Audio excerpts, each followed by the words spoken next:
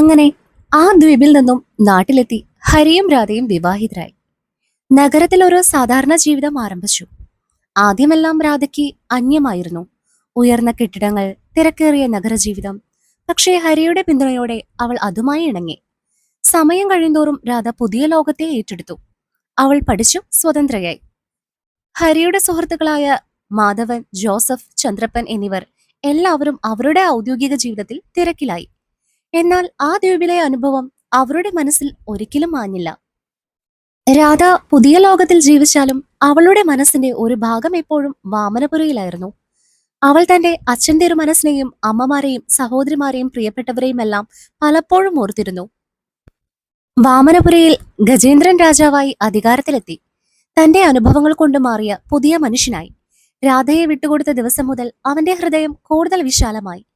ദ്വീപിലെ ജനങ്ങൾക്കിടയിൽ സമാധാനവും ആത്മവിശ്വാസവും വളർന്നു. ഗജേന്ദ്രൻ തന്റെ ഭരണത്തിൽ ഒരു വലിയ തീരുമാനമെടുത്തു. ശാപം എന്ന വിശ്വാസം അവസാനിപ്പിക്കണം എന്ന്. അദ്ദേഹം പണ്ഡിതന്മാരെയും വൈദ്യന്മാരെയും കൊണ്ടുവന്ന് ദ്വീപിലെ ജീവിതം മെച്ചപ്പെടുത്താൻ തുടങ്ങി. നാളുകൾക്ക് ശേഷം ഗജേന്ദ്രന്റെ ജീവിതത്തിലും ഒരു പുതിയ അധ്യായം തുറന്നു.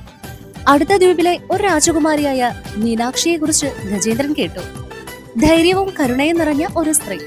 അവൾ ഒരു യോദ്ധാവും ജനങ്ങളെ സ്നേഹിക്കുന്ന ഭരണാധികാരിയുമായിരുന്നു. രാഷ്ട്രീയ ബന്ധത്തിനായി ആരംഭിച്ച ആ പരിചയം കാലക്രമേണ സൗഹൃദമായും പിന്നെ സ്നേഹമായും മാറി. അവരുടെ വിവാഹം വാമനപുരയിൽ വലിയ ആഘോഷമായി നടക്കുന്നു. ആ വിവാഹത്തിൽ പങ്കെടുക്കാൻ രാധയും ഹരിയും അവിടേക്ക് എത്തുന്നു. എല്ലാവരും അവളെ ഏറെ നാളുകൾക്ക് ശേഷം കണ്ട സന്തോഷത്തിൽ കെട്ടിപ്പിടിച്ചു. ആഘോഷത്തിന് ശേഷം അവർ തിരിച്ചു നാട്ടിലേക്ക് തന്നെ മടങ്ങി. വിവാഹം കഴിഞ്ഞ് ദിവസങ്ങൾക്ക് ശേഷം ഗജേന്ദ്രനും മീനാക്ഷിയും രാധയെയും ഹരിയെയും ദ്വീപിലേക്ക് വീണ്ടും ക്ഷണിച്ചു.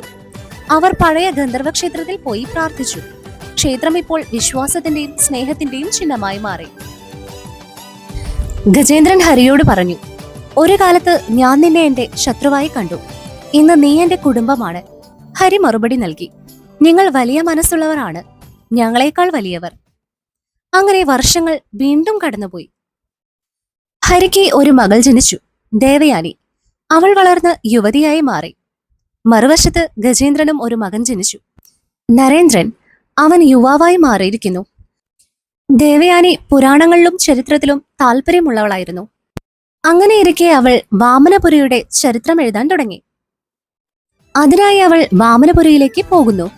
തന്റെ അമ്മയുടെ കൊട്ടാരത്തിലെത്തുന്ന അവൾ നരേന്ദ്രനുമായി വളരെ പെട്ടെന്ന് കൂട്ടാകുന്നു.